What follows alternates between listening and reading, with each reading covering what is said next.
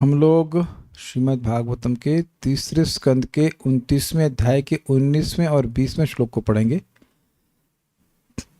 देखिए, आप लोग 15वें 15, 16, 17, 18, 19 15वें श्लोक से निर्गुण भक्ति को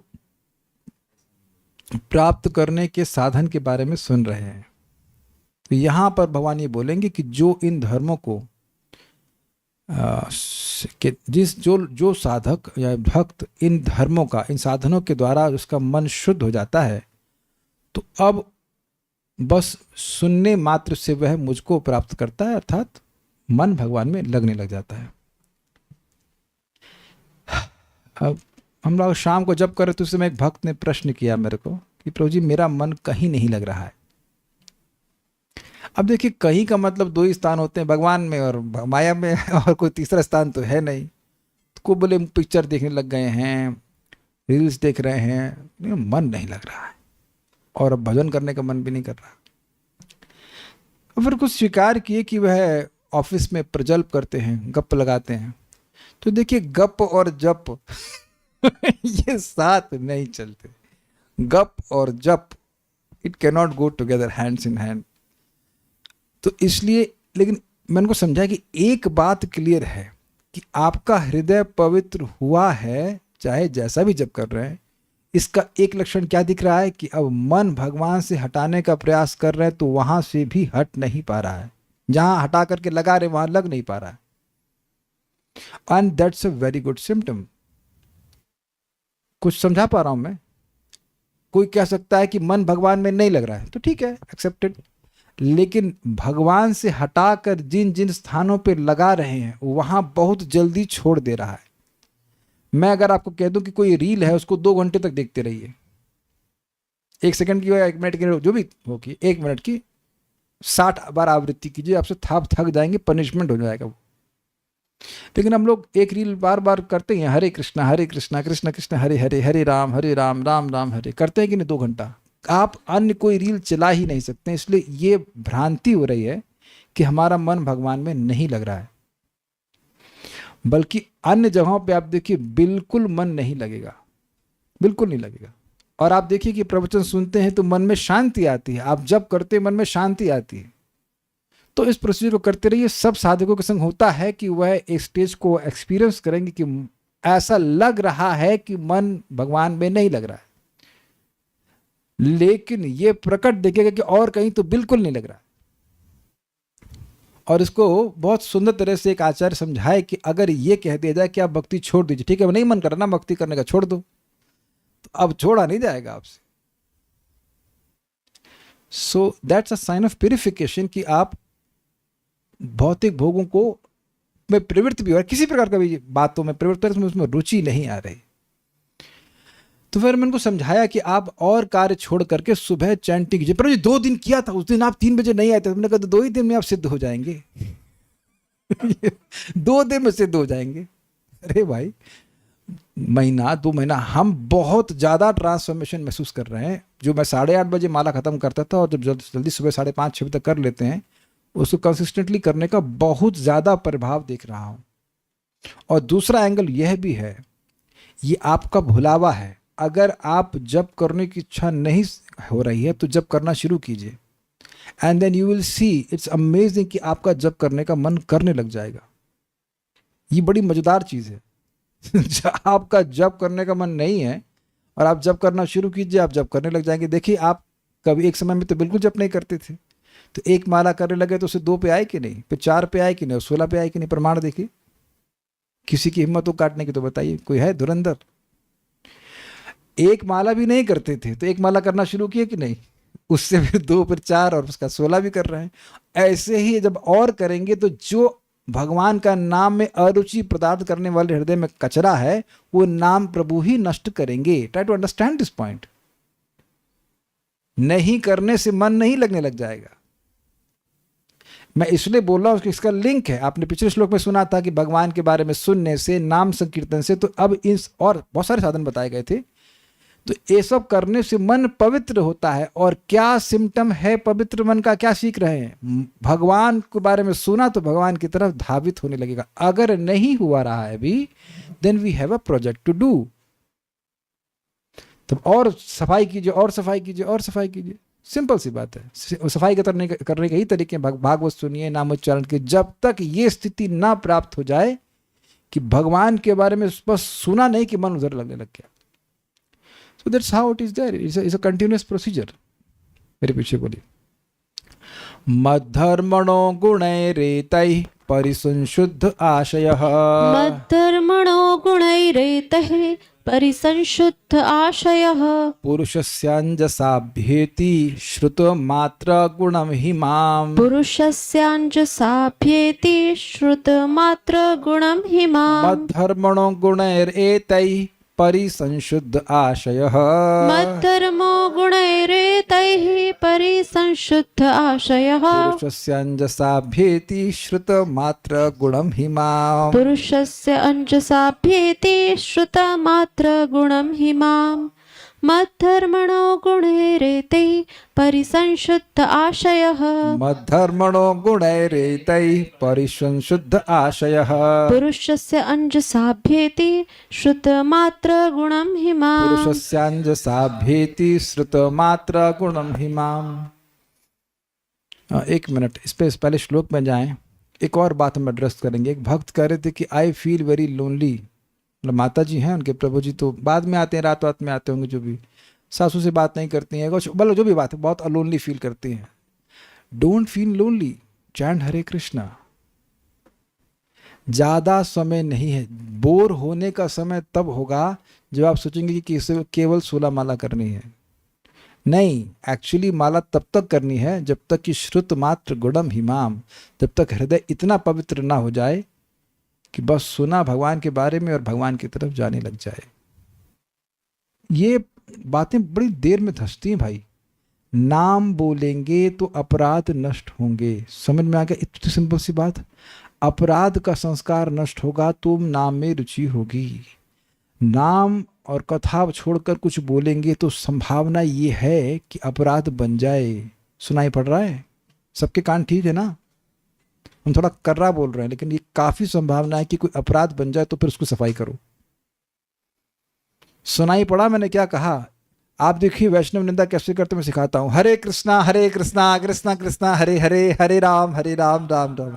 नहीं आया आपको? आप भी करिए वैष्णव निंदा। हरे कृष्णा कृष्णा कृष्णा हरे हरे, हरे राम राम। कुछ समझ रहे हैं मैं क्या कह रहा हूं? पहले भी कर चुका हूं, फिर यहाँ पे करा रहा हूं। The more you chant, at least chanting के समय वैष्णव निंदा और सारे पाप करने का कोई स्कोप नहीं है। कर सकते हैं आप लोग। एक समय में भगवान ने 2 जमानत दी नहीं है। Agreed. The more you chant, the more your offences will be absolved. प्रमाण है, हम लोग पढ़ चुके हैं। तो 2.1.11 शायद उसमें बताया गया है कि एक नाम बोलता है तो भगवान उसके 10 लाख अपराध नष्ट करते हैं, माफ कर देते हैं। तो जितना नाम बोलेंगे उतना ही हमारा हृदय पवित्र होता चला जाएगा। We have very less time incidentally, we are not long lived sorry. तो अब हम उस पर आ जाते हैं। एक और हम बात बोलने से पहले श्लोक, बड़ी मजेदार बात। अगर आप लोग को लगता है कि 16 माला कठिन है, तो हमारे ग्रुप में एक माता जी 20 माला करती हैं। तो कौन सी बड़ी बात है? 16 माला का जप और 4 माला की सफाई। 4 माला घर है, 4 माले का घर है। वेद वाणी सुनी, माता जी घर पे आई थी तो वह भी थोड़ा झाड़ू उठाएंगे तो वाइट चालू। हमने कहा देखो माता जी 16 माला करती हैं और एक्स्ट्रा माला 4 माले की सफाई करती हैं घर में। उनके घर में सामर्थ्य है पैसे का, लेकिन फिर भी वो हाउस हेल्प नहीं लेती। तो वो और उनकी जो मतलब को वर्कर कह लीजिए, जेठानी जो है, लगी रहती 4 माले की सफाई। हम एक रूम की सफाई नहीं कर सकते। उसके फिर 19 लोगों का खाना। सही बोल रहा ना माता जी? है ना? सही बोल रहा हूँ? डेटा सही था?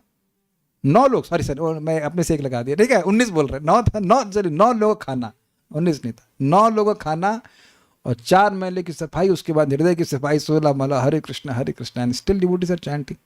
तो हमको तो बड़ी प्रेरणा मिली। हमें तो एक दिन करने के बोला जाए तो हम तो हाथ खड़ा कर देंगे। और तो हम 4 माला छोड़ देंगे, 16 माला नहीं छोड़ेंगे। लेकिन so devotees are in very difficult situation and they're still doing, I mean at least from my perspective, very difficult situation. तो भक्त एक दूसरे को उत्साहित करते हैं, जब तक हमारा हृदय ऐसा पूरी तरह पवित्र नहीं हो जाए, we are not done, we are not done. अब हम श्लोक को बढ़ा लेते हैं, अनुवाद देखते हैं।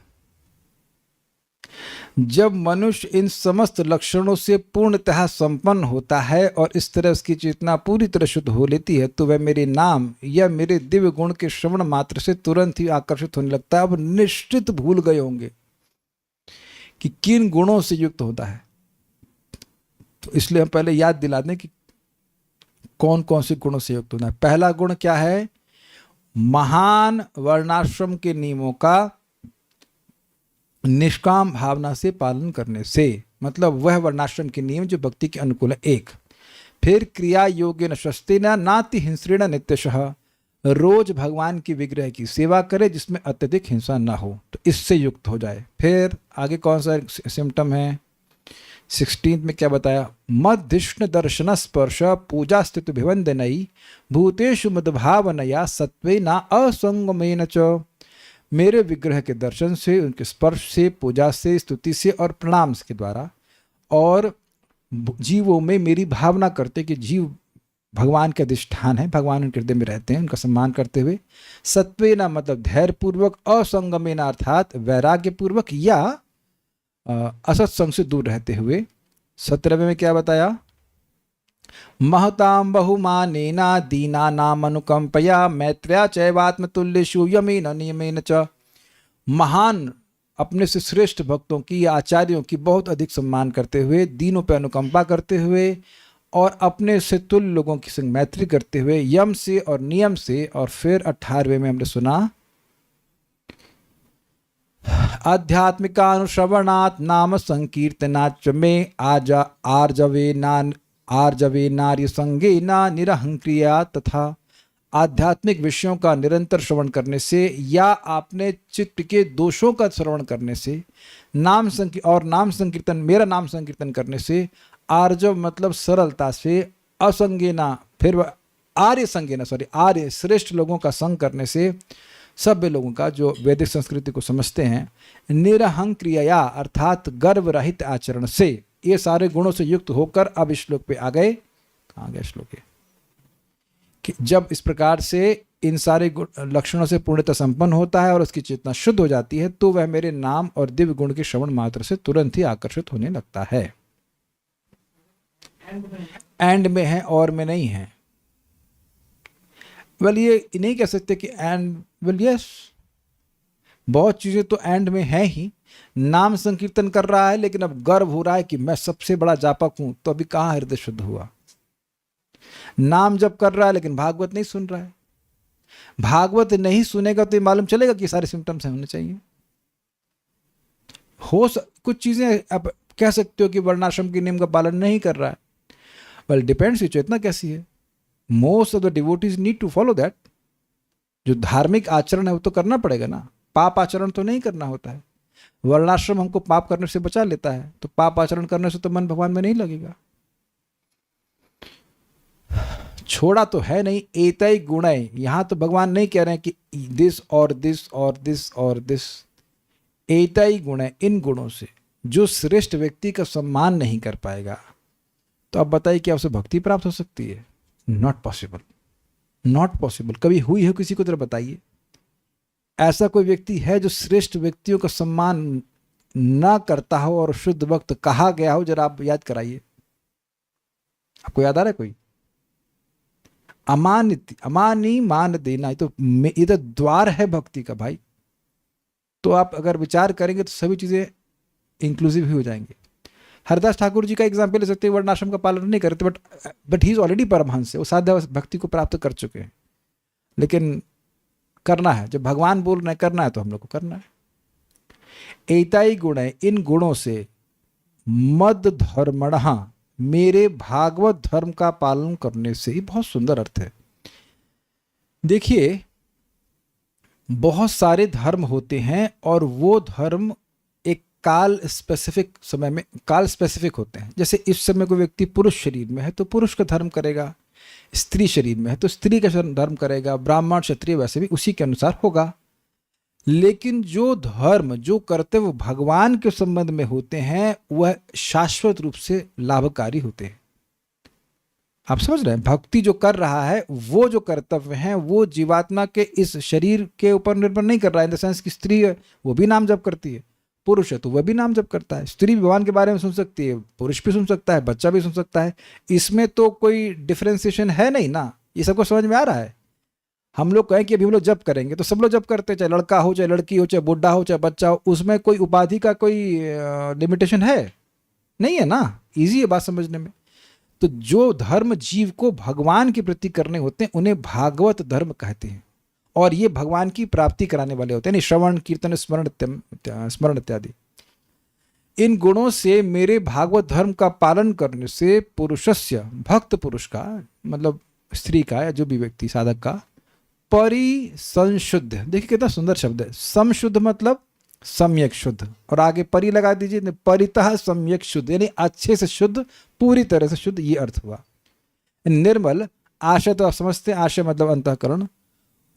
गुणम श्रुत मात्रम ही माम अंजसा अभ्येति, मेरे गुणों के श्रवण मात्र से ही मुझ में सरलता से लग जाता है। मतलब जब आशय, जब हमारा चित्त भगवान की भक्ति करने से इस प्रकार से पूरी तरह शुद्ध हो जाता है, नहीं, इस प्रकार भगवान की भक्ति करने से पूरी तरह शुद्ध हो जाता है, तो मन अपने आप भगवान को प्राप्त करता है बस सुनने मात्र से। कैसे किया? मद धर्मणो गुणैर एते, इन गुणों के द्वारा मेरे धर्म का पालन करने से, अर्थात मेरा भक्त जो मेरी भक्ति कर रहा है उसका जब इन गुणों के द्वारा भक्ति करते हुए आशय अर्थात अंतःकरण पूरी तरह से सम्यक रूप से शुद्ध हो जाता है, तो ऐसा पुरुष, पुरुषस्य, ऐसा पुरुष का आशय यानी मन, अंजसा मतलब आसानी से, माम ही अभ्येति, मुझे ही प्राप्त करता है। कैसे प्राप्त करता है? शुद्ध मात्र गुणों, मेरे गुणों को सुनने मात्र से ही। सबको समझ में आ रहा है ये बात? तो चाहिए सीधी सीधी लैंग्वेज बात क्या है? भक्ति करते करते जब हृदय पूरी तरह पवित्र हो जाएगा तो बस एक बार सुना और भगवान की तरफ मन अपने आप जाएगा। बहुत इजी है, समझने में कोई मुश्किल नहीं। आगे बढ़ते। नहीं जा रहा है तो लगे रहिए, लगे रहिए। कहाँ गया है? भावार्थ दीपिका। मद धर्मणो अर्थात भगवत धर्म का अनुष्ठान करने वाले पुरुष का आशय अर्थात चित्त मेरे गुणों का श्रवण करने मात्र से ही मुझ में लग जाता है। ठीक है, सारा दर्शनी। मेरे विषय श्रवण कीर्तन आदि रूप धर्म ही अनुष्ठेय जिनके लिए हैं, मतलब जो भक्ति का ही अनुष्ठान करते उनके लिए ऐसे पुरुष का आशय यानी मन परिसंशुद्ध यानी निर्मल हो जाता है, और श्रुत मात्र गुणम माम एति, जिनके गुण श्रुत हुए हैं उस प्रकार के मुझे प्राप्त करता है। मतलब भगवान के गुणों को सुनता है और उनको प्राप्त कर लेता है, मन प्राप्त करता है। यहाँ मुझसे अभिप्राय मेरे भक्ति योग की प्राप्ति है, यही अर्थ है। मतलब 11वें श्लोक में कहा गया था मद गुण श्रुति मात्रेना मई सर्वगुहाशय, है ना, ये श्लोक था। मतिर अवच्छन्ना क्या है, इसी तरह से श्लोक शुरू हुआ था। इस प्रकार उक्त लक्षण के द्वारा साध भक्ति योग प्राप्त होता है, यही भाव। कहने का मतलब है कि मन मुझको प्राप्त करता है, तो मन भगवान को सहज रूप से कब प्राप्त करता है? लक्षणम भक्ति योग्य से निर्गुण से उदाहरणम बोला गया था ना, यथा गंगाम बसो बदौ। मन भगवान में सहज रूप से जाए जैसे गंगा जी का पानी समुद्र में जाता है, तो ये निर्गुण भक्ति योग का लक्षण है। तो यहाँ भगवान कह रहे हैं कि मन बड़ी आसानी से मेरे बारे में सुनने मात्र से मुझको प्राप्त करता है। मतलब अब मन भक्ति योग, निर्गुण भक्ति योग की स्थिति को प्राप्त कर गया, ये है कहने का आशय। क्या समझे? 11वें श्लोक में ये कहा गया था, नहीं सब भूल गए, कितने 4 दिन पढ़ाया नहीं, पानी इसमें नहीं है। मद गुण श्रुति मात्रेणा मयि सर्वगुहाशय मनोगतिरविच्छिन्ना यथा गंगाम्बसो बुधौ। तो मेरे गुणों को सुनने मात्र से मुझ में जो परमात्मा है उनमें मन की जो अविच्छिन्न गति है, जैसे गंगा जी का जल समुद्र में गिरता है, वही निर्गुण भक्ति योग का लक्षण है, ये बोले भगवान। और यहाँ कह रहे हैं कि मेरे गुणों को सुन, जब मन पूरी तरह पवित्र हो जाता है तो मेरे गुणों को सुनने से मुझको ही प्राप्त होता है। तो पॉइंट क्या है, ये this is same as spoken in 11th, यानी मन जो है अब निर्गुण भक्ति योग की अवस्था को प्राप्त कर चुका है, क्योंकि भगवान के गुणों को सुनने मात्र से वह भगवान की तरफ जा रहा है, और वो तभी होता है जब निर्गुण भक्ति की प्राप्ति होती है। एक अच्छी बात है, बार बार रिपीट करने से मुझे चीजें क्लियर हो जाती हैं। आप लोग ना जैसे वीडियो ऑन करते हैं, बड़ी सहायता होती है, हम देख लेते हैं केवल एक्सप्रेशन से कि नहीं समझ में आया, तो फिर रिपीट करो, फिर मुझे और समझ में आता है, फिर देखा है तो चलो को नहीं समझ में आता, फिर रिपीट करो। तो अब 2 बार 4 बार जब हम घिसेंगे तो अपने को तो समझ में आ जाता है कि नहीं। बात बहुत सिंपल है, निर्गुण भक्ति होगी तभी मन अपने आप भगवान में जाएगा। भगवान यहाँ कह रहे हैं कि ऐसे मन परिशुद्ध हो गया है तो मुझ में बड़ी आसानी से अपने आप जाएगा। तो एक ही बात बोलना है, ऐसे पकड़िए ऐसे पकड़िए, मतलब मन, कहने का मतलब ये है कि मन निर्गुण भक्ति को प्राप्त कर गया, इसलिए मन भगवान में जा रहा है। शुड कोई व्यक्ति बटन दबाए लाइक का ताकि समझ में आ जाए कि आपको समझ में आ गया, and then I will go forward. किसी को समझ में नहीं आया, नहीं, हाँ ठीक है, 2-3 लोगों को आ गया समझ में, ठीक है आगे पढ़ते। तात्पर्य, इस उपदेश के प्रारंभ में ही भगवान ने अपनी माता को बताया था कि मदगुण श्रुति मात्रेणा, मेरे यानी भगवान के नाम गुण रूप आदि के श्रवण मात्र से मनुष्य अनुरक्त हो जाता है। विभिन्न शास्त्रों द्वारा अनुमोदित विधि विधानों का पालन करने से मनुष्य समस्त दिव्य गुणों में पूर्ण योग्य बन जाता है। भौतिक संगति के कारण हमने जो कुछ अनावश्यक गुण विकसित कर लिए हैं, उस कल्मश से उपर्युक्त प्रक्रिया का पालन करके हम छूट सकते हैं। उपर्युक्त प्रक्रिया श्लोक क्रमांक 15 से लेकर के 18 में बताई गई है। पिछले श्लोक में वर्णित दिव्य गुणों को विकसित करने के लिए हमें इन कल्मशग्रस्त गुणों से मुक्त होना चाहिए। यहाँ तो तात्पर्य समाप्त हो। एक इंटरेस्टिंग बात है, देखिए, लोग सालों साल भक्ति के मूवमेंट में रह सकते हैं विदाउट नोइंग कि why they are there, and this is very heavy, very very heavy. ISKCON की संस्था में व्यक्ति रह सकता है, लेकिन ये शायद भूल जाए कि वो है क्यों। बड़ा इजी है माया के लिए भक्तों को ट्रिक करना। इंचार्ज बनने के लिए आया था ना, इंचार्ज बनने आए थे आप समझिए बात, हम अपनी आंखों से देखें ये सब बातों को, एकदम सिस्टम के अंदर रह करके लोग झगड़ा कर रहे हैं। तो झगड़ा उस ऐसे बाद वेदवादी से मजाक कर रहा था, आईफोन दिलवा दूं, नहीं चाहिए देना वेना नहीं था। तो मैंने कहा, यही समझा रहा था इनको कि दीयमानम न गृह्णन्ति अब समझ में आया? अच्छा समझा कि देने पर भी नहीं चाहिए। अरे नहीं दे रहे हैं मैं आईफोन आपको, लेकिन देने पर भी नहीं चाहने की बात को समझाने के लिए उनको बोला था कि दे दो आईफोन, आईफोन चाहिए, नहीं दे नहीं चाहिए, देने पर भी नहीं चाहिए। तो सोचिए, जो व्यक्ति लड़ रहा है उस चीज के लिए, वो कैसे कह सकता है कि उसको नहीं चाहिए। If you are insecure about your position in the society, in the institution, then you have forgotten why you joined the institution for, or why should you have joined। Counsellor बनने के लिए या और कोई भी डेजिग्नेशन को पकड़ने के लिए आप ISKCON नहीं ज्वाइन किए। That is not Krishna consciousness. Krishna consciousness is free from designation, स्वीकार है। मेरी बात तुम्हारा इंग्लिश में बोल गया। उपाधि को पकड़ने के लिए नहीं ज्वाइन किए हैं भक्ति। सर्वोपाधि विनिर्मुक्तम, विनिर्मुक्तम, उपाधि से मुक्त होने के लिए भक्ति कर रहा है। मतलब भाई उपाधि रहेगी तो उसके अनुसार व्यक्ति कार्य करेगा। इसलिए श्रीमद् भागवतम को सुनना जरूरी है, बहुत जरूरी, कि हम भक्ति कर किस लिए रहे। At the end of 10 years 20 years down the line से कहते हैं, व्यक्ति देखे कि मैं कितना हृदय से मेरा शुद्ध हुआ है। दैट इज अ पॉइंट ना। अस्पताल किस लिए जाते हैं? वहां का कुछ स्टाफ बनने के लिए, ठीक होने के लिए ना। The purpose of admitting to the hospital to get fixed, मतलब अपने हेल्थ ठीक हो जाए, है कि नहीं। ये बात बड़ी इंटरेस्टिंग है कि 20 साल 25 साल 30 साल बाद कुछ तो मति भगवान में लगनी चाहिए कि नहीं। और वो तब लगेगी जब प्रोसीजर वैसे फॉलो किए जाएंगे जैसे यहाँ पे हैं। सिंपल सी बात। भक्ति सिंपल है, कॉम्प्लिकेटेड नहीं है, लेकिन गोल्स को परस्यू करना चाहिए, जैसे कि उस गोल को परस्यू करना चाहिए जो वर्थ वाइल हो। ठीक है, आप जान रहे कि अगर अपने हृदय को शुद्ध करना चाहते हैं तो किसी से झगड़ा करने की कोई जरूरत नहीं है। स्वीकार है? किसी भक्त से कोई झगड़ा करने की जरूरत नहीं है। आपकी आज तक कभी किसी भक्त से झगड़ा हुआ इस बात पर कि हृदय शुद्ध करना चाहिए? हाँ भाई, कोई दूर दूर तक कोई शहर में किसी से कभी झगड़ा हुआ इस बात पे कि तुम अपना हृदय क्यों नहीं शुद्ध कर रहे हो? व्हाटएवर, मैं अपना हृदय क्यों शुद्ध नहीं कर रहा हूँ? It doesn't happen.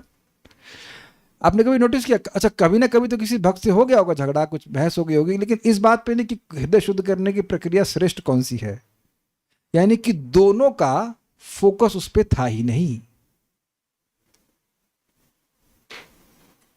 कभी हुआ आपका कुछ बहस हुई हो, झगड़ा? आप तो कभी किसी से करते नहीं ना यार,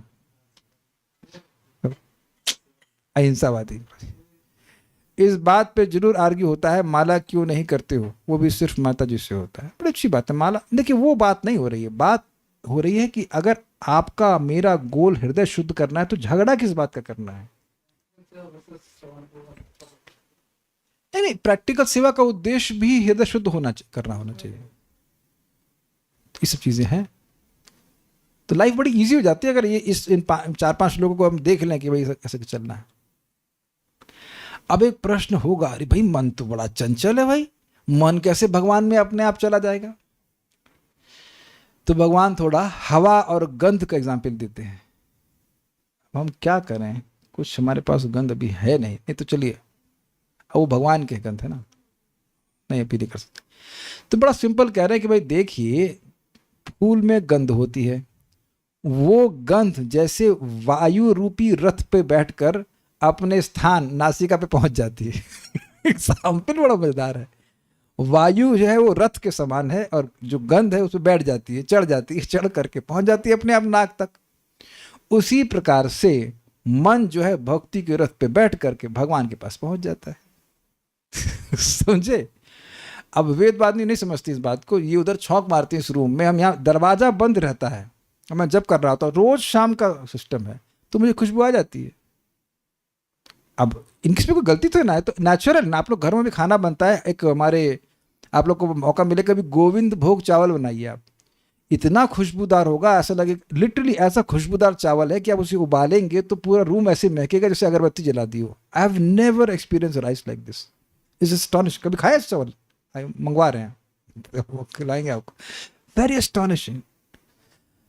हाँ वो तो ठीक है, लेकिन आप देख रहे हैं कि उसमें अपने मेहनत क्या करी, नाक में हवा गई और देखिए वो गंध आने लगती है इस तरह से। यानी कि आप सूंघने मात्र से गंध को पकड़ लेते हैं, पकड़ लेते हैं नहीं?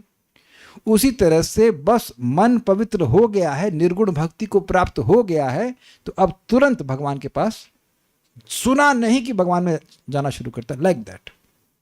बल्कि आप देखिए कि कभी कभी कोई गंध है जिसको आप प्राप्त नहीं करना चाहते, फिर भी वो नाक में आती रहती। तो आप समझ गए, basically it is not in your control, है कि नहीं? कोई बदबूदार स्थान है, ये खुशबू वाला स्थान है, जैसे भी गंध हो वो तो पकड़ में आती है नाक में। ऐसे करके मन की स्थिति हो जाती है कि मन अपने आप भगवान की तरफ जाने लगता है। तो मेरे पीछे बोली, यथावात रथो घ्राणम, यथावात रथो घ्राणम, आवृङ्क्ते गंध आशया, आवृङ्क्ते गंध आशया, एवं योगरतं चेत, एवं योगरतं चेत, आत्मानम् अविकार्य, आत्मानम् अविकार्य, यथावात रथो घ्राणम आवृङ्क्ते गंध आशया, यथावात रथो घ्राणम् आवृङ्क्ते गंध आशया, एवं योगरतं चेत आत्मानम् अविकार्य, एवं योगरतं चेत आत्मानम् अविकार्यत्। यथावात रथो घ्राणम् आवृङ्क्ते गंध आशया, यथावात रथो घ्राणम आवृङ्क्ते गंध आशया, एवं योगरतं चेत आत्मानम् अविकार्यत्, एवं योगरतं चेत आत्मानम् अविकार्यत्। जिस प्रकार वायु का रथ गंध को उसके स्रोत से ले जाता है और तुरंत घ्राणेन्द्रिय तक पहुंचाता है, उसी प्रकार जो व्यक्ति निरंतर कृष्ण भावना भावित भक्ति में संलग्न रहता है वह सर्वव्यापी परमात्मा को प्राप्त कर लेता है। यथा जैसे गंध यानी गंध, वात रतः, वात मतलब वायु और रथ मतलब रथ, वायु रूप रथ के द्वारा आशयात, आशय मतलब स्टोरेज पॉइंट, जहाँ स्टोर करते हैं कुछ, तो इसलिए कह रहे हैं अपने स्रोत पुष्प से उड़कर। समझ में आया? पुष्प ही उस वस्तु से युक्त है जो गंध से युक्त है। रस होता है ना, पुष्प का कोई रस होगा, से गुलाब रस बोलते हैं ना, गुलाब रोज, हाँ, तो वो जो रस है उसमें गंध है, तो वो कहाँ स्टोर्ड होती है? पुष्प में। तो आशय मतलब पुष्प कैसे हुआ, समझ पाए आप लोग? जो गंध का स्टोरेज पॉइंट है वो क्या है? पुष्प है। तो उस आशय से, पंचमी विभक्ति, आशय से, दूर होने के अर्थ में, गंध वहां से आ रही है, इसलिए अपने स्रोत पुष्प से उड़कर घ्राणम आवृंगते, नासिका इंद्री तक पहुंच जाता है। तो इसमें क्या प्रयास करना पड़ता है? कुछ प्रयास नहीं करना पड़ता। एवं उसी प्रकार योग रथ, रथ नहीं सॉरी, योग रतम, भक्ति योग में लगा हुआ, रथ समझते हैं, लगा होना एकदम, हाँ, एनग्रॉस्ड, यत अविकारी चेत, जो परिवर्तनशील चित्त है, वह आत्मानम यानी परमात्मा को प्राप्त कर लेता है। देखिए थोड़ा समझिए, ये अविकारी चित्त का मतलब क्या हुआ? देखिए चित्त में दो ही विकार है मूलतः, क्या है? राग और द्वेष। तो भौतिक विषयों में राग होता है तो ये चाहिए, और जिस चीज में द्वेष होता है वो नहीं चाहिए। आप जब करके देख लीजिएगा, दो ही दिक्कतें हैं, ये चाहिए और ये नहीं चाहिए।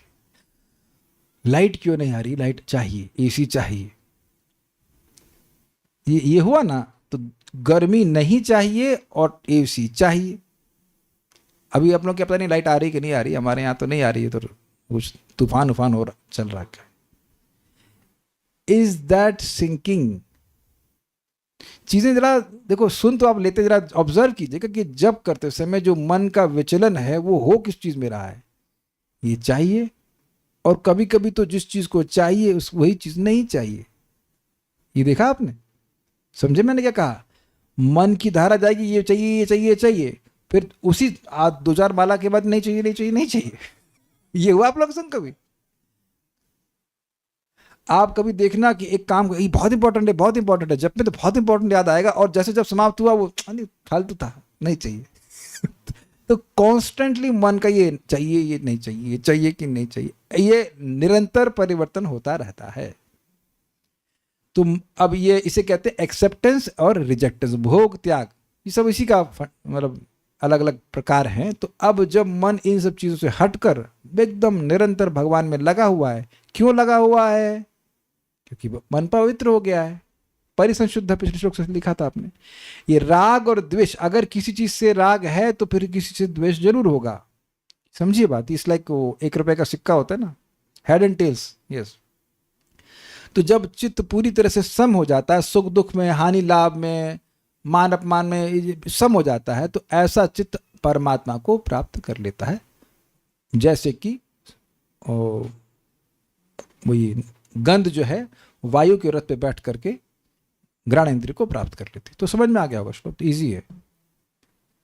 भावार्थ दीपिका, प्रयास किए बिना ही होने वाली परमात्मा की प्राप्ति का वर्णन दृष्टांतोपन्यास पूर्वक करते बहुत सुंदर लिंक बताया रहे हैं। देखिए, भगवान सब जगह हैं, लेकिन भगवान नहीं दिखते हैं। तो क्यों नहीं दिखते हैं? क्योंकि मन गंदा है। और एक बहुत बढ़िया बात यहाँ सीखने को मिल रही कि मन पवित्र हो गया तो भगवान को देखने के लिए अलग से प्रयास वैसे ही नहीं करना होगा जैसे कहीं कोई पुष्प हो तो उसकी गंध को ग्रहण करने के लिए अलग से प्रयास नहीं करना होता। तो लोग बड़े चिंतित रहते हैं कि भगवान को देखना है, भगवान को देखना है, लेकिन भगवान तो उपस्थित है। एग्जाम्पल देता हूं, अपने मन को पवित्र करेंगे, भगवान दिख जाएगा। देखिए, समझिए, आप लोगों ने रेडियो तो सुना ही होगा, तो बहुत बार एंटीना खराब होता है। रेडियो नहीं, सॉरी, टीवी। वो रामायण आती थी, महाभारत आती, तो ऊपर वो याद है आपको एक, अरे डिश टीवी नहीं, उससे पहले बेटा एंटीना वाला, हाँ ये बात, वो मैं याद है बुलंदशहर में नानी घर में छत पे चढ़ कर फिक्स कर रहे हैं उसको, तार, हाँ, एल्यूमिनियम कैसे हिलता था बहुत जगह। अब तो देखने को नहीं मिलते, तो नीडी नहीं उसकी, तो उसको ठीक करते थे। क्योंकि पढ़ो, अब आप बोलते अरे आप क्या रामायण आ रही है, हाँ हमारे यहाँ आ रही है, तो उनके यहाँ आ रही तो आप क्या क्यों नहीं आ रही है? कुछ समझे बात, कुछ समझ रहे हैं? यानी रामायण मतलब जो भी प्रेषित किया जा रहा है वह सूक्ष्म रूप से सब जगह वर्तमान है, स्वीकार है, लेकिन मेरे घर में क्यों नहीं चल रहा है? आप में से कितने लोगों को सौभाग्य प्राप्त हुआ था? ये आपने करा है? अरे उनके यहाँ तो पिक्चर आ रही है, हमारे यहाँ केबल नहीं चल रहा है। फिर केबल ऑपरेटर को बोलो अरे भैया क्या कर चक्कर है, तो कहता नहीं हमारी तरफ से सही चल रहा है, आप अपने एंड पे ठीक कीजिए। समझ में आ गया बात? नेटवर्क छूटने क्या, वो जनरली केबल टीवी वाला देखेंगे तो वायर हिल जाता था, उसका तो झिलमिल आता था, ये थोड़ा थोड़ा आएगा, आवाज ठीक से नहीं आएगी। समझ रहे हैं बात? तो हमारा इंस्ट्रूमेंट अगर गड़बड़ है तभी पिक्चर नहीं दिखाई पड़ेगी। तो भगवान तो अब इधर से कहेंगे भाई हम तो पिक्चर भेज दिए, हम तो लीला कर रहे हैं इधर से, तुम्हारा इंस्ट्रूमेंट ठीक करो तो। प्रेमांजन चुरित भक्ति विलोच नैना संता सदैव हृदयेषु विलोकयन्ति। समझ रहे हैं बात? तो बड़ा मजेदार बात है कि आपको भगवान की चिंता नहीं करनी है, भगवान तो ठीक है, भगवान तो है अंदर। अपने हृदय को शुद्ध करेंगे श्रवण कीर्तन आदि से, तो अपने आप भगवान दिखने लग जाएंगे। और जब तक भगवान नहीं दिख रहे हैं तब तक लगे रहना है। और प्रश्न होगा कि कब दिखेंगे? जब तक नहीं दिखते लगे रहो। इसमें टाइम फ्रेम कुछ नहीं है। और इतना समझ लीजिए कि जब दिखने लग जाएंगे तो फिर बंद नहीं होगी, फिर उसमें कहीं केबल का कोई प्रॉब्लम नहीं होने वाला है। समझ में आ गया बात? यानी भगवान की प्राप्ति बिना प्रयास की है। सारा प्रयास किसके लिए करना है? हृदय को शुद्ध करने के लिए। I think should be very clear. हृदय को शुद्ध करने के लिए प्रयास करना है, भगवान को देखने के लिए कोई प्रयास नहीं करना। ठीक है? इसी बात को भगवान ने गीता में कहा है, जितात्मनः प्रशांतस्य परमात्मा समाहिता। जिसने अपने मन को जीत लिया अर्थात मन को पूरी तरह पवित्र कर लिया है, तो अब वह परमात्मा को प्राप्त कर लेता है। क्लियर है? तो मेरे ख्याल से अब कोई प्रश्न बनेगा नहीं कि जब भगवान हृदय में ही है तो क्यों नहीं दिखाई पड़ते। हृदय गंदा इसलिए दिखाई नहीं पड़ते। ठीक है? जैसे वायु के द्वारा उड़कर गंध अपने आश्रयभूत पुष्प से निकलकर घ्राणेन्द्रियों को अपने आप प्राप्त कर लेता है, सूंघने की इंद्रिय को, उसी तरह राग द्वेष आदि विकारों से रहित चित्त परमात्मा को अनायास ही प्राप्त कर लेता है होना चाहिए सारा दर्शनी। प्रयत्न के बिना ही प्राप्ति में दृष्टांत यथा वात रथ इत्यादि के द्वारा प्रस्तुत करते हैं। वात अर्थात वायु है रथ जिसका, वात रथ की व्याख्या कर रहे हैं, अर्थात प्रापक, यानी जिसकी प्राप्ति कराने वाला वायु है। तो वायु किसकी प्राप्ति कराता है? गंध की। तो कह रहे वह गंध अपने स्थान से नासिका को प्राप्त होती है। ठीक है?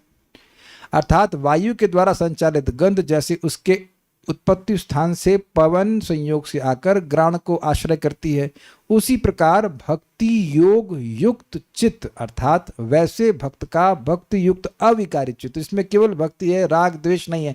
अच्छा एक और बात है, राग द्वेष का सोर्स क्या है? सोर्स पूछ रहा हूं, करना मित्र प्रभु, पता नहीं। मिथ्यांकार। ओके, एक्चुअली सोर्स अविद्या है। अविद्या, अस्मिता, राग द्वेष, अभिनिवेश। ठीक है ना? तो अब राग द्वेष खत्म मतलब अविद्या भी खत्म। भाई जब इफेक्ट नहीं है इसका मतलब सोर्स भी नहीं है, तो उस चित्त में अविद्या नहीं है, उस चित्त में भगवान की भक्ति युक्त है, इसलिए बोल रहे हैं कि अविकारी है। तो ऐसा अविकारी चित्त आत्मा अर्थात आत्मा यानी परमात्मा को प्राप्त होता है। जैसे वायु पद्म समूह की गंध को यानी कमल समूह को या किसी पुष्प की गंध को नासिका तक पहुंचाती है, उसी प्रकार इस भक्ति के अंग समुदाय योग रतम अर्थात भक्ति योग निष्ठ चित्त को परमेश्वर की ओर प्रेरित करते हैं। ये अर्थ है। मतलब ये कि जो चित्त भक्ति योग में डूबा हुआ है उसको कोई भी भक्ति का साधन भगवान तक ले जाता है। समझिए बात। जैसे गंध को वायु नासिका तक ले जाती है, क्लियर? उसी प्रकार से जो चित्त भक्ति योग निष्ठ है, अविकारी है, पवित्र हो गया है, उस चित्त को भक्ति के अंग का कोई भी अंग, भक्ति अंग समुदाय का श्रवण कीर्तन स्मरण वंदन पूजन कुछ भी अंग भगवान तक ले जाता है। समझ में आया? देखिए मैंने एक नोट दिया, समझ में आ जाएगा। वायु रथ क्या है? भक्ति योग के अंग हैं।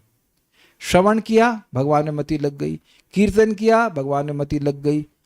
स्मरण किया, स्मरण तो खैर चलिए हो ही गया, और उसके बाद भगवान का दर्शन किया, पूजन किया, प्रणाम किया, मंदिर गया, परिक्रमा करी, एन नंबर 64 प्रकार के भक्ति के अंग होते हैं, तुलसी जी की परिक्रमा करी, इट कैन बी एनीथिंग, कुछ भी भक्ति का कोई भी अंग उसने संपादित किया तो वो हो गया साधन। क्लियर हो गया। और गंध जो है वो है भक्ति युक्त अविकारी चित्त। गंध, हाँ गंध, तो गंध को जैसे वायु द्वारा नासिका तक ले जाया जाता है, वैसे ही भक्ति युक्त जो अविकारी चित्त है, मन है, उसको किसी भी भक्ति योग के अंग के द्वारा नासिका स्थानीय भगवान में ले जाया जाता है। किसी को समझ में आया इधर? पहले जूम वाले भक्तों को पूछता हूं, आप लोग थोड़े परेशान लग रहे हैं। किसी का चित्त आया यहां तक, क्लास तक? नहीं समझ में आया? आप लोगों को देख के लग रहा है कि कुछ नहीं समझ में आ रहा है। आ गया समझ में? फिर रिपीट कर रहा हूं। गंध जो है, गंध इज इक्वल टू भक्ति युक्त चित्त। ठीक है। वायु जो है वो गंध को जैसे नासिका तक ले जाती है, ऐसे ही जो भक्ति युक्त चित्त है उसको भक्ति का कोई भी अंग भगवान की तरफ बिना प्रयास के ले जाता है। भाई सिंपल सी बात है, अगर आपको भगवान का प्रेम है तो प्रेम हृदय में है, फाइन। तो अब अगर भगवान के बारे में सुनेंगे तो मन कहाँ जाएगा? शेयर्स में, बच्चे में, या और कहाँ जाएगा? भगवान में जाएगा कि नहीं जाएगा? अच्छा, भगवान का जप करेंगे तो कहाँ जाएगा मन? भगवान में जाएगा। भगवान का स्मरण तो बड़ा स्पष्ट है। और भगवान, कुछ भी आप भगवान के विग्रह को देख रहे हो, जैसे चैतन्य महाप्रभु जगन्नाथ जी को देखे तो क्या बेहोश हो गए? तो जो भगवान का प्रेमी भक्त है उसका जो चित्त है वो गंध की तरह, जैसे गंध वायु को नासिका तक अपने आप ले जाती है, ऐसे बस कोई भी भक्ति के अंग का संपर्क हुआ नहीं कि मन तुरंत भगवान में जाएगा। अब देखिए, हमको नेगेटिव में बोलना पड़ा है। जब जीव घोर अविद्या से युक्त होता है तो इंद्रिय तृप्ति का कोई भी अंग हो वो तुरंत उसको उसके विषय की तरफ ले जाता है कि नहीं? खाने की खुशबू आई तो हाँ क्या बन रहा है, क्या पक रहा है, होता है कि नहीं? वहां क्या प्रयास करते थे आप लोग, जरा बताइए। अच्छा, ये किसको दृष्टांत समझ में नहीं आया भाई वाला? कोई रूप देखा तो तुरंत आंख वहां खिंच रही है, तो आप देख रहे हैं वहां तो प्रयास नहीं करना पड़ता है ना। तो उसी तरह से पॉजिटिव वे में पकड़िए कि जब हृदय में भक्ति होगी, जितनी हृदय में भक्ति होगी, अगर भक्ति के प्रभाव से हृदय पूरी तरह पवित्र हो गया है तो मन अपने आप भगवान में किसी भी भक्ति के अंग की तरह लग जाएगा।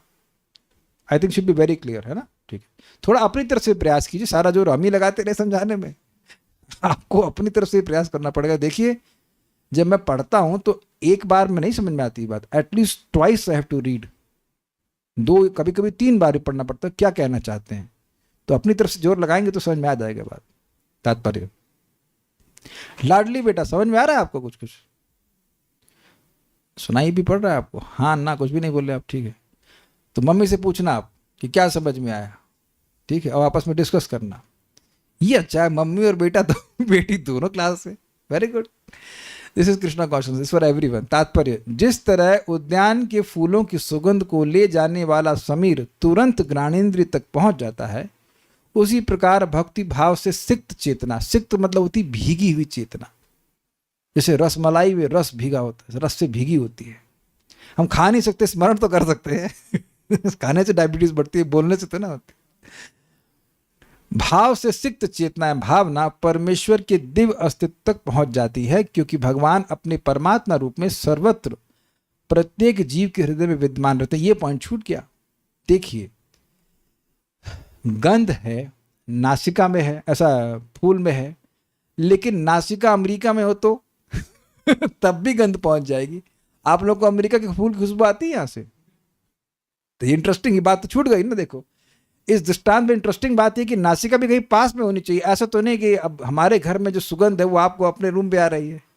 तो ये इंटरेस्टिंग पॉइंट है, क्योंकि परमात्मा तो सब जगह है ना, परमात्मा तो पास में है, वो तो कोई ऐसे नहीं कि बहुत दूर हो तो न पकड़ में आएंगे। इसलिए जब भक्ति से युक्त होगा चित्त, तो फिर उसको जो अंग समूह है भक्ति के, वो भगवान तक पहुंचा देंगे। अच्छा, एक इंटरेस्टिंग बात और भी है इसमें, बहुत सुंदर बात है। मैं ये कह रहा हूं कि परमात्मा सर्वत्र है, ये बात भी समझनी होगी कि भाई नासिका बहुत दूर होगी तो ना तब सुगंध आएगी। तो भगवान तो सब जगह है ना, इसलिए पकड़ में आ जाते हैं। एक और इंटरेस्टिंग बात है कि जिस फूल में खुशबू हो ही नहीं उसमें उसकी भी खुशबू आ सकती है। कितना भी वायु उड़े, अगर फूल में खुशबू है ही नहीं तो कैसे पहुंचेगी नासिका तक? स्वीकार है ये? अग्रीड? तो किसका दोष है अगर नासिका तक खुशबू नहीं आ रही है? फूल का। तो अगर फूल में खुशबू है तो पहुंचेगी। इससे वायु का तो कोई दोष है नहीं। यानी भक्ति के अंगों का कोई दोष नहीं है, अपनी भक्ति होनी चाहिए तो अपन भगवान को पकड़ लेंगे। ठीक है। भगवत गीता में कहा गया है कि भगवान क्षेत्रज्ञ हैं, इस शरीर के भीतर विद्यमान हैं, किंतु एक ही समय में वे अन्य शरीर में भी रहते हैं। क्षेत्रज्ञ माम विद्धि सर्व क्षेत्रेषु भारत। सुना है ना? मैं भी सभी क्षेत्रज्ञ के रूप में सभी क्षेत्रों में शरीरों में विद्यमान हूं।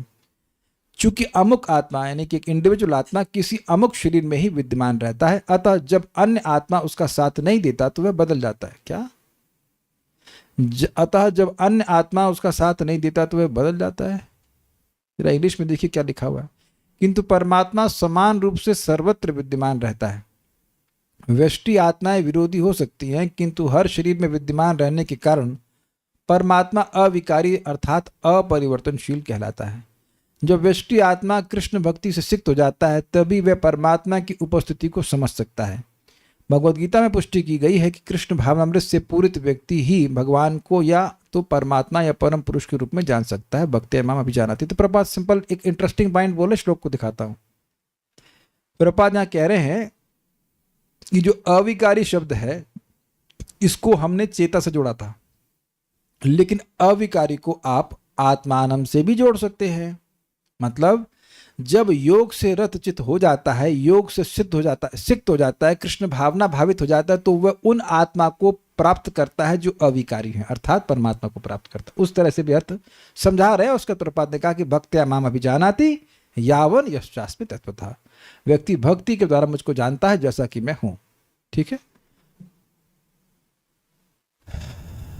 क्या है वो एक भक्त ने भेजा, वो इंग्लिश वाली बात क्या बोल रहे हैं? Since the individual soul is present only in a particular body, he is altered when another individual soul does not cooperate with him.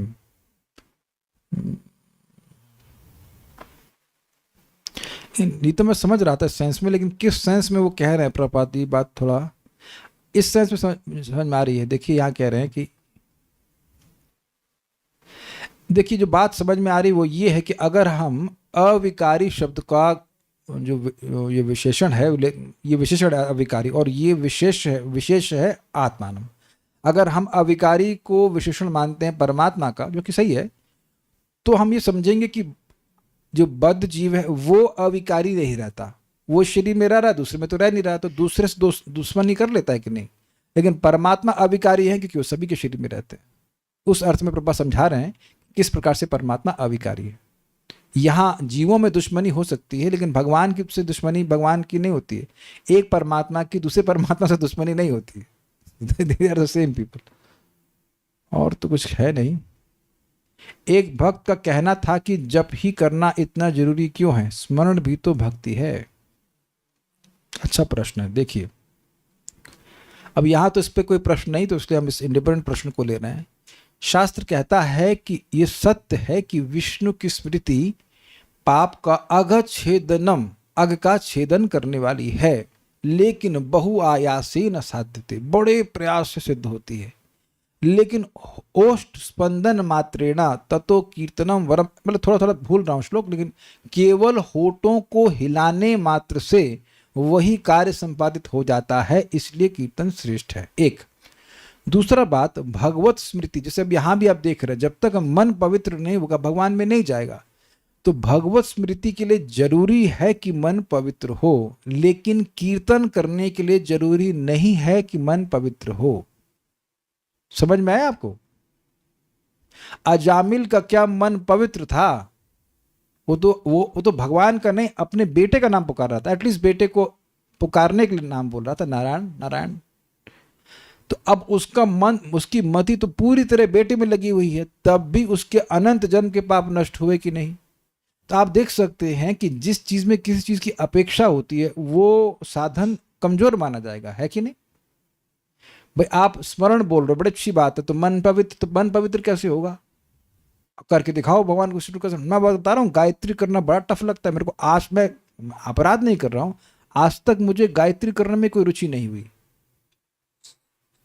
I am not committing offence, I am just saying कि it is first of all so difficult. और कभी कभी तो याद नहीं रहता है 5वां मंत्र कर रहे थे कि वो किया भी कि नहीं किया। 7 मंत्र हम लोग करने होते हैं, हमको भूल जाते हैं 5वां किया था कि नहीं किया। इतना इतना माइंड जो है ना बहुत कहते हैं क्या बोलेंगे, इतना फ्लिकरी है। और नाम जप करने में तो सुख तो कई बार मिलता है, आप लोग को भी मिला ही होगा, इसमें कोई इसमें कठिनाई की बात नहीं है। सो महाराज का बड़ा मजेदार शब्द कर रहे हैं कि परम पूज्य वृंदावन चंद्र महाराज प्रवचन कर रहे थे, इसमें है शायद ये इनकी सीरीज है ना, उसमें भक्ति रसामृत सिंधु, उसमें कहते हैं देखिए मन वाली भक्ति का कलयुग में ज्यादा विश्वास नहीं है।